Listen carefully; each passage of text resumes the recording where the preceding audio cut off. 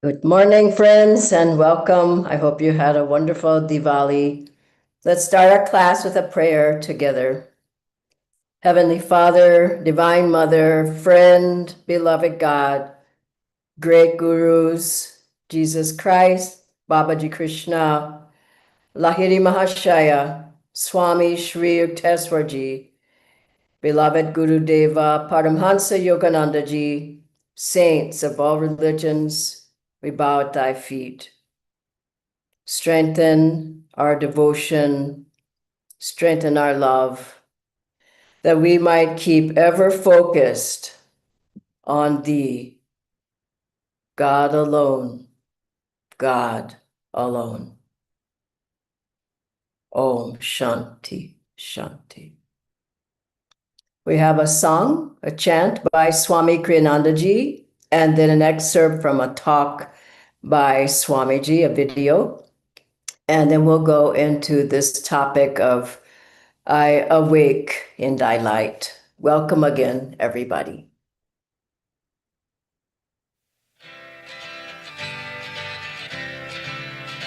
I awake in thy light, I awake in thy light. I am joyful, I am free, I awake in thy light. I awake in thy light, I awake in thy light. I am joyful, I am free, I awake in thy light. I awake in thy love, I awake in thy love. I am joyful, I am free, I awake in thy love. I awake in thy love, I awake in thy love. I am joyful, I am free, I awake in thy love. I awake in thy joy, I awake in thy joy. I am joyful, I am free, I awake in thy joy. I awake in thy joy, I awake in thy joy. I am joyful, I am free, I awake in thy joy. I awake in thy light, I awake in thy light. I am joyful, I am free, I awake in thy light. I awake in thy light, I awake in thy light. I am joyful, I am free, I awake in thy light. I awake in thy love, I awake in thy love. I am joyful, I am free, I awake in thy love. I awake in thy love, I awake in thy love. I am joyful, I am free, I awake in thy love. I awake in thy joy, I awake in thy joy. I am joyful, I am free, I awake in thy joy. I awake in thy joy, I awake in thy joy. I am joyful, I am free, I awake in thy joy. I awake in thy light, I awake in thy light. I am joyful, I am free, I awake in thy light.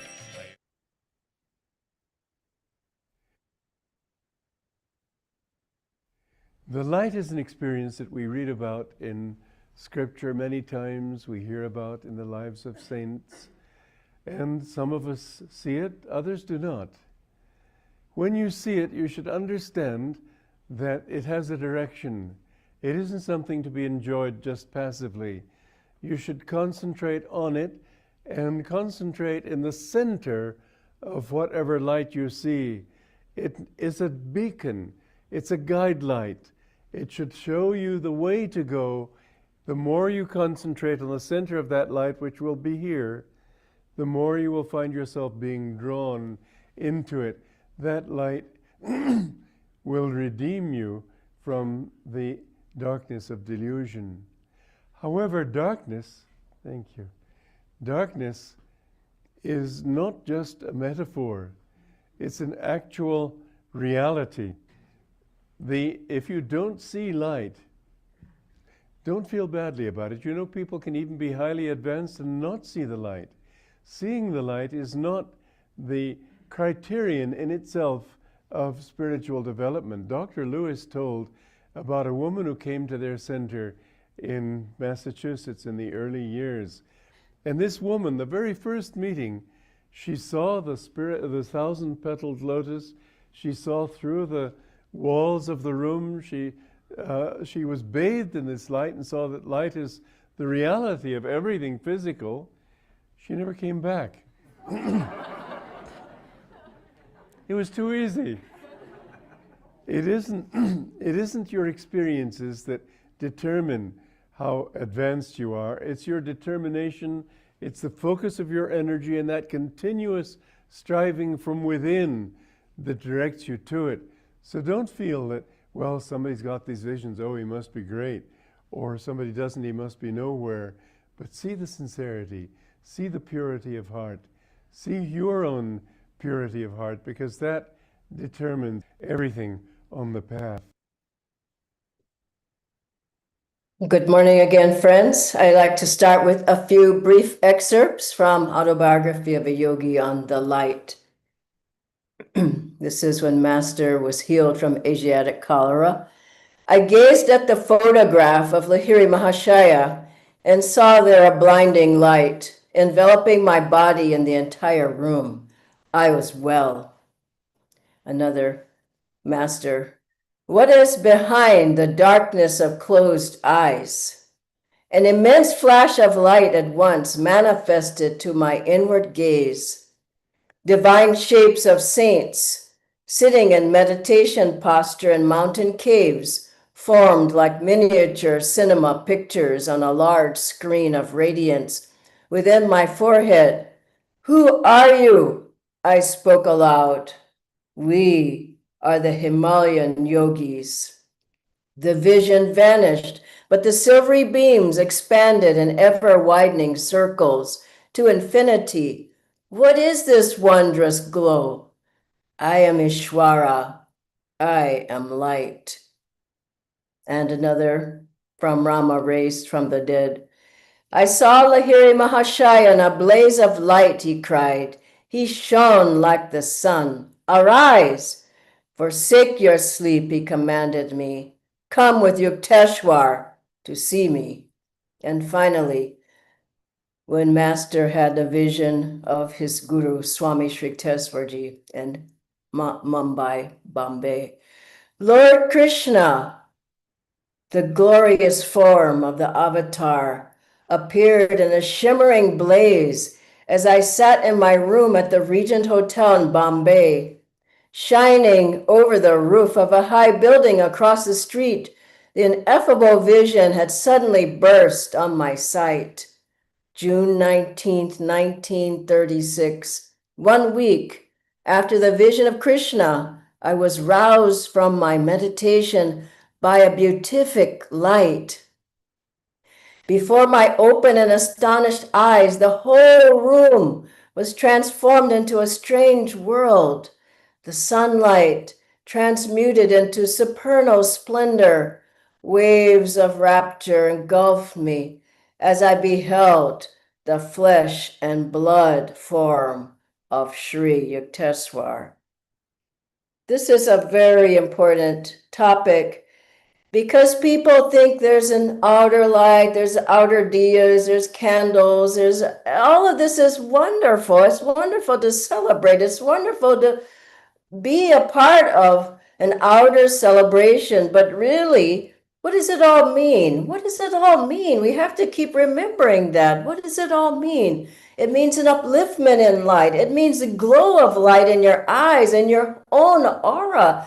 What does it mean buying new clothes and being with the relatives and all of this? It means that you are shining inside yourself, that your attitudes, your habits, your whole being has changed. Your consciousness is uplifted. You're ready to receive God. You're ready to receive the light. That's what our whole path is about.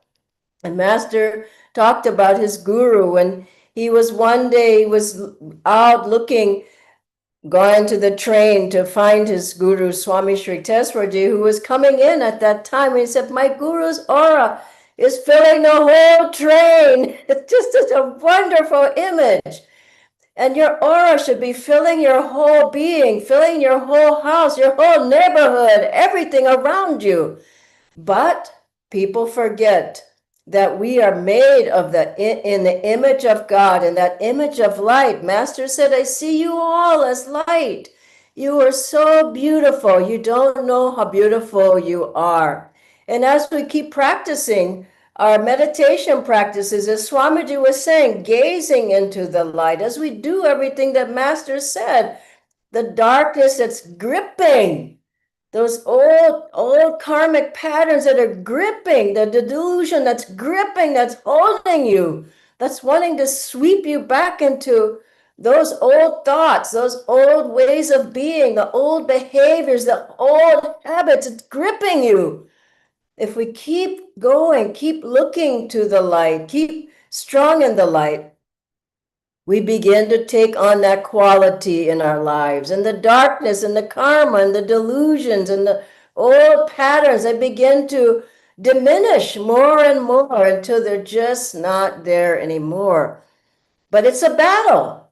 There's the battle between light and darkness. The more we give in to the darkness, all the things, the laziness, I don't want to do it. I don't want to meditate. I don't want to energize. I don't want to go to the center. I don't want to go to the class. It goes on and on and on and on.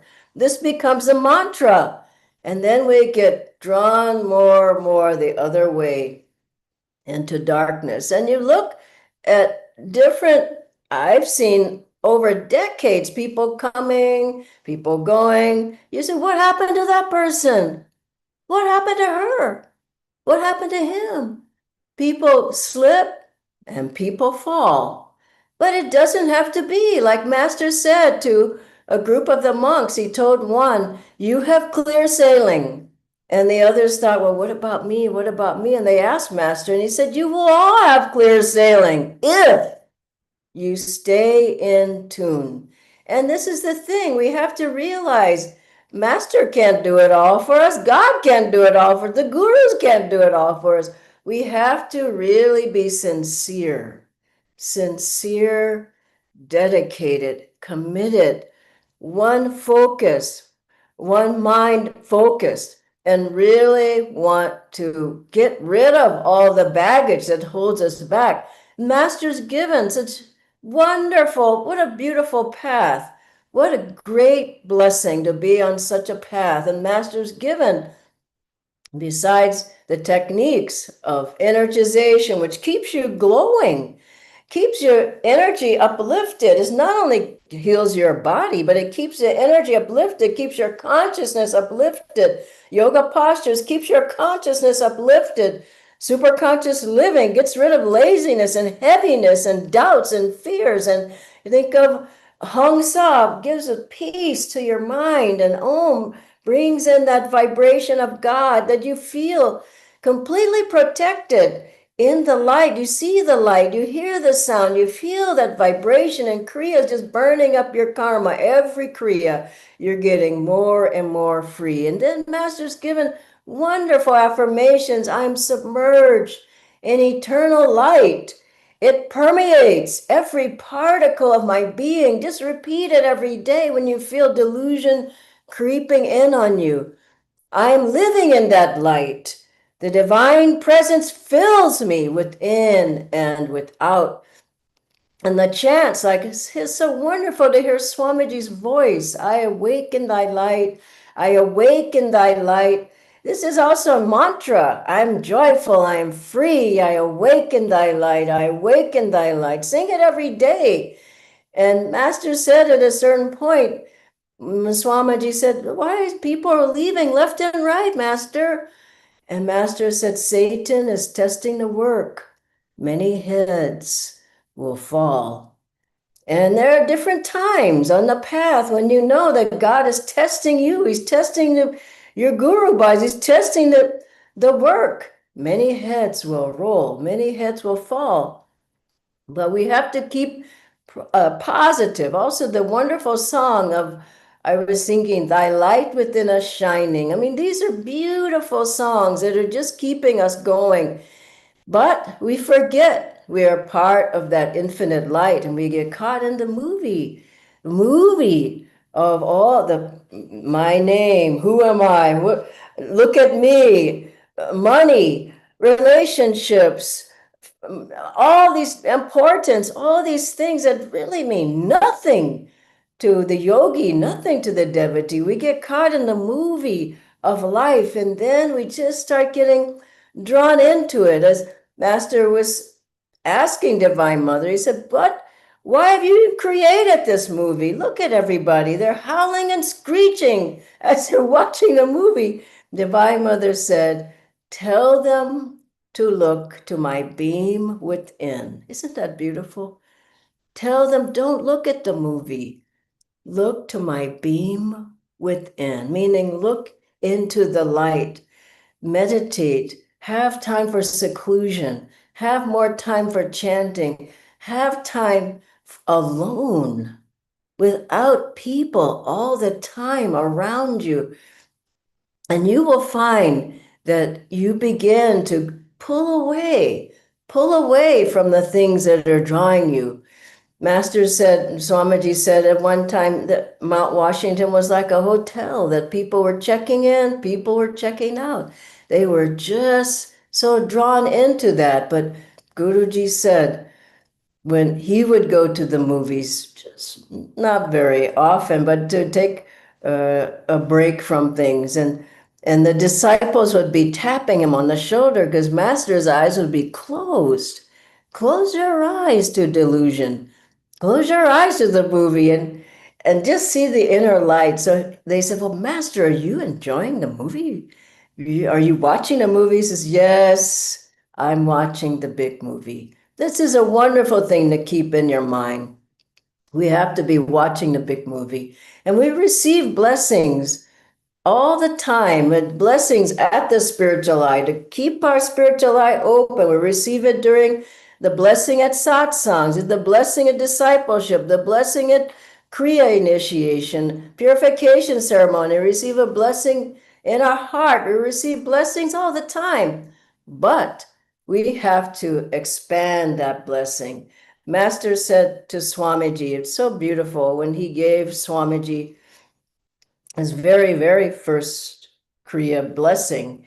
It wasn't in an initiation. Master had been dictating something, and he said, "Oh, Walter, have you received Kriya yet?" And Swamiji said, "No." And it had been about Kriya. So Master said, "I've blessed you now." And he said, "I'm sending the divine light into your brain." And Master said, I mean, Swamiji said, immediately he just felt a wonderful glow filling his whole body. And why not every day after you meditate, as you meditate, before you meditate, anytime, say, "Master, give me that blessing so that I can behold thee, I can feel thee, I can see," even if you don't see the light, but that you feel that blessing. And it's our part to expand on that light through the techniques, as I was just saying.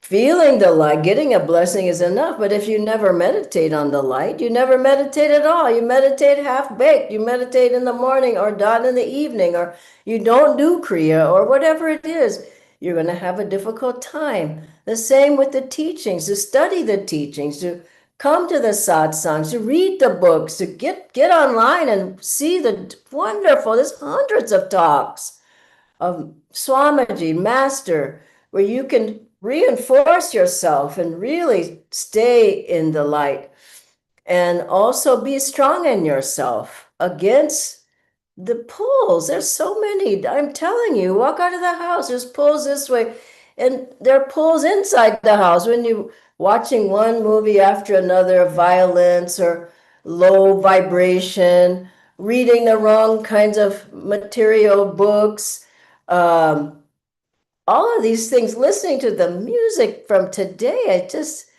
The music of today is so rajasic. And I was recently in Mumbai, and I watched, it was with Jyotishan Deviji, and I watched this one. There were a couple of movie stars that were walking through where we were, and at the hotel. And I just thought, my goodness. And people were just running towards them and shouting and crying. And I just thought, what is the big deal? This is a delusion. Even thinking that, oh, this person is so important, I want to take a selfie with them, and rushing off totally out of your center. These are the delusions that face us. The rajasic energy, the rajasic music, not being in a sattvic environment with devotees, as much as you can. Sometimes you have to be out there, but come back. Be alone. Be in your center. Find your center. Be with devotees as much as you can. Get to the center, chant, go to the kirtan, go up to the altar and offer yourself to God and the gurus and fight against the delusion. And Master said, one disciple said, Master asked him to do something. He said, well, you can do that, sir. I can't do that. You can do it. Master said, the man said, because you're a master. Master said, what do you think made me a master? From doing. I did it. And Master said, on the path, 25% is your effort. You can't just expect God to do it all. 25%. That 25% means putting everything you've got into it. 25% is gurus pushing you through into the light. And 50% is the rain of God's light, of grace into your life. And Master said also to say, affirm, I will reason, I will, I will act, but guide thou my reason, will, and activity to the right path in every action God help me to choose the right thing. And it's my own but God-given power. Otherwise, we're making a self-created darkness. And I'll end by saying we have to keep trying. No, I mean, it's going to be a battle all the way to the end. As Master said, until you're in Nirvikalpa Samadhi, you're not safe. So many delusions will come, one test after another. It's just the way of this world. But I was remembering one major test I had in my life where I felt, I'd been in Ananda for a short time, and then I was an apprentice at that time. And then at a certain point, I just it was delusion. It was darkness. It was a satanic force. You don't really want to be here. You don't really want to do these practices. What about your old life and your friends? All the freedom you had. You were happy in that, weren't you? And I didn't feel I was happy in that, but there was just another voice talking, and it just pulled me right off. And I went back home. I continued the practices the best way I could, and it wasn't good at all, I tell you. And 3 long years passed by with that other voice saying, you're happy here, aren't you? You're happy with you're happy with your old habits, aren't you? Or you're happy. And I wasn't happy, but I wasn't strong enough to pull out of it. But what pulled me through was I loved my guru. And I kept talking to Master as much as I could of my love for him. And I think your mind, it tricks you, but that love in your heart, if you just keep kindling that and keep calling on Master, one day, as it happened for me, I was awakened again. And it was Master saying, just go back to Ananda. You don't even have to live there. Just go and just and have a retreat. Just recharge yourself. Get back in there. And I did, and I never went back again to those old habits, that old so-called friends, it's old, that old environment, and you think you're happy and you're not happy. Like that wonderful chant Swami Sri Tesraji used to like to sing, "Oh, my saint, wake yet wake. You did not meditate, you did not concentrate, you passed your time in idle words. Death will be at thy door. You won't have time anymore. Oh, my saint, wake, wake." What a beautiful chant. And finally, as Rajasi Janakananda, Master said he was freed, I think it was in 3 years or something, from Master's grace and his practices, his devotion. He was freed in that lifetime. But even at that time, he had a dark night of the soul. Everybody goes through it. And he didn't see light anymore. He didn't feel his attunement. but he just kept looking to that. He only saw a speck of light, and he had been in that light before that, and he just kept looking at that speck. And as he kept, as best as he could, meditating, and he meditated on that little bit of light, it grew and it grew and it grew. And after a while, out of that light came Swami Shri Yukteswarji, Lady Mahashayji, Babaji, all the gurus. And they said, all is well now. And then he became one with that light. The final test, all the way through, but that final test is, can you just keep going even if darkness is all around you? Keep affirming your commitment to God, to Guru. This is my path. This is what I don't care what other voices, I don't care what other people do. I have made thee pole star of my life. And if you follow that to the very end, you'll find you have broken the dream. As Master said, the dream will break and you will be free. God bless you. I'll ask Nitendra to join now on screen. Thank you so much, Dhyanaji. And we also thank Master that he got you back to Ananda. We have a few questions, Dhyanaji. The first one is, what happens when we see the light of God? Is it just a phenomenon, or does something actually change in our lives as well?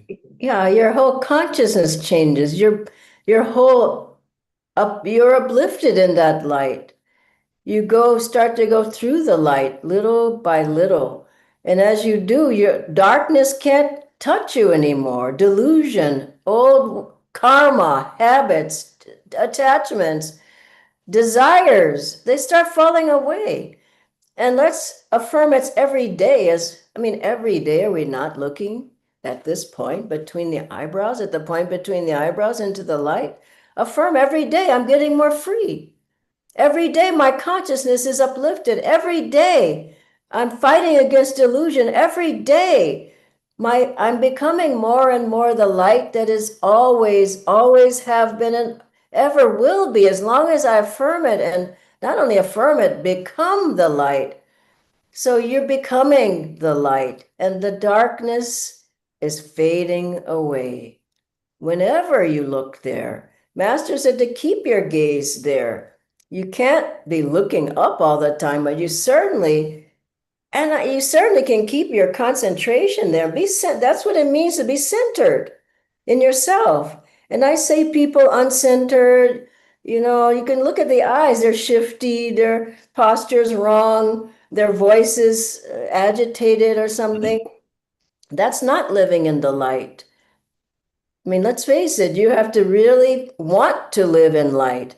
Otherwise, delusion is strong. It's sad to see people pulled off the path. Delusion is strong. I was reading this wonderful book, The Elephant Whisperer, last night, and there was one episode, story where he tells of these two big eagles or hawks, I can't remember which, who they swoop down and they try to take this fawn, this baby deer. So they both are swooping down and they grab the deer. And the mother is like, she's so upset. She tries to save the child, the baby, and she grabs the leg and she's just pulling, pulling, pulling on the leg. And finally she wins. I love it. She wins and they let go and she saves the child. And that's what it is. This delusion comes down, swoops down, it just grabs you and it says, come with me, come with me. But Divine Mother's pulling, says, no, don't go, don't go, don't go. But you've got to be strong enough. You've got to really want her to pull you out of it. Or you get sucked in. Who knows for how many more incarnations? At a certain point, you want out and you tell Divine Mother, this may seem good. This may seem good too. I kind of like this. I kind of like that. But I really want you. Even if you have to affirm it. I remember that chant, I want only thee, Lord, when Swamiji wrote that. And I thought, gee, I I mean, this was some decades ago. I thought I I don't really want only God. Swamiji told us, affirm it, affirm it. Even if it's not the truth yet, affirm it. It will be what you want. And now I can say, definitely that's all I want. But even if you can't say it with all your heart, say it anyway. And say, Master, I want to do this, even if I don't really in my whole heart want it, I want to do it. And let him take up the rest. Let him help you. Say, help me to want it. Help me to do the right thing. I don't want delusion, but you have to really be strong. A devotee, disciple of master and these gurus, we have to be strong. You have to engage your will. You can't be, yes, whatever happens, happens. You have to fight, and you have to fight to stay on the path. To be able to find God, you have to work out the karma. But Master can help you, but I've seen so many passive disciples with no strength. Gain the strength through energization, strain the strength through satsang, to coming to the center, to service. Gain the strength to being around strong people. Gain the strength by energization. Gain the strength by doing more kriya. Get by yourself. Don't talk so much. Be in seclusion. Gain the strength. Then when tests come, you stand firm and you're not being drawn off. Test comes to a weak person, they're gone. You don't want that. You have to work with it now. And then who hasn't gone through tests? But at the end, I love what Master said, the dream will break and you will be free. That's enough to keep us going on the path right there. Other questions? Yes, Dhanaji, we have two more. So the next one is that I often fall into this darkness of delusion. So what specific things can I do that I stay more in the light? I think I answered that to a degree, but the thing that's helped me over the years is being with strong, long time devotees, disciples, strong, and making a pact with them that if you see me going off, please pull me back onto the path. Meaning, don't go on alone. Nobody knows what I'm doing. Nobody will see it. I'll hide this. I'll hide that. You have to have somebody who's really strong, who's walking with you, who can call you out. Why did you do that? Why did you say that? Why weren't you at the satsang? You didn't come to Kriya. You understand? Now, most people don't want a friend like that, but that's a true friend.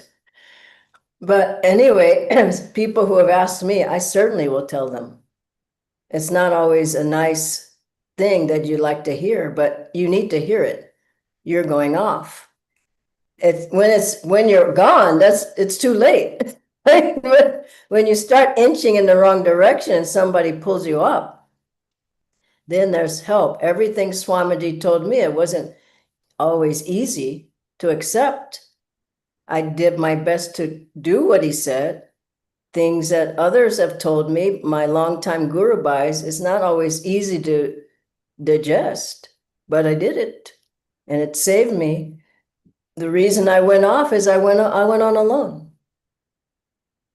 So don't go on alone. Be with somebody who can really help you, advise you, guide you. And I find here that a lot of people hold secrets. They don't want anybody to know. How come you haven't been here for years? Then they make up a story, you know? How come you weren't at Kriya? Then they make up a story. So I think if you stop making up the stories and the excuses, that's already, you'll gain a lot from just that. Thank you, Dhanaji. Just one last question, Dhanaji. So how can we take the outward festivities of Diwali into inner awakening? I find that people need to meditate more. I mean, look at the outer light is one thing, and the crackers, and it's all fine. But the true symbolism is the light is within you. And how many people have long meditation on Diwali? Hardly anybody. It's all festivities and food and relatives and the crackers. And how many people try to see the inner light? I don't know, hardly anybody. So I would say take the time in these days, these are holidays, special days, take the time to meditate more. Nobody's up early because they're all up late cracking fire during the firecrackers. So you get up. It's wonderful to meditate in the mornings during the holiday time. So I would say this, guard against the delusions and be more in the light by meditating more.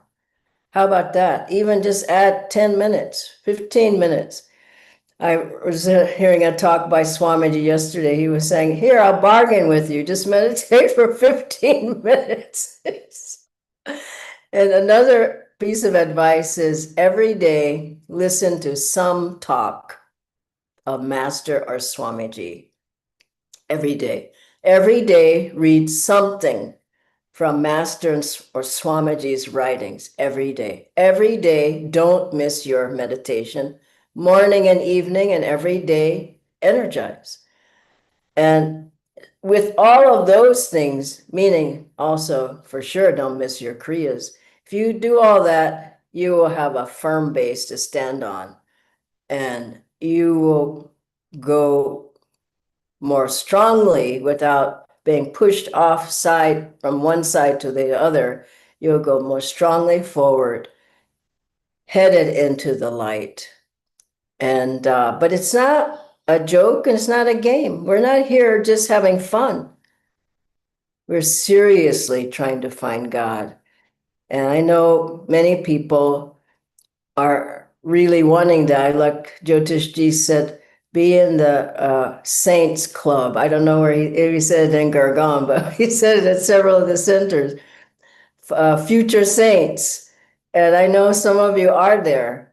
If not, why not join and become a saint in this life? God bless you all. Thank you, Natendra. Bye-bye.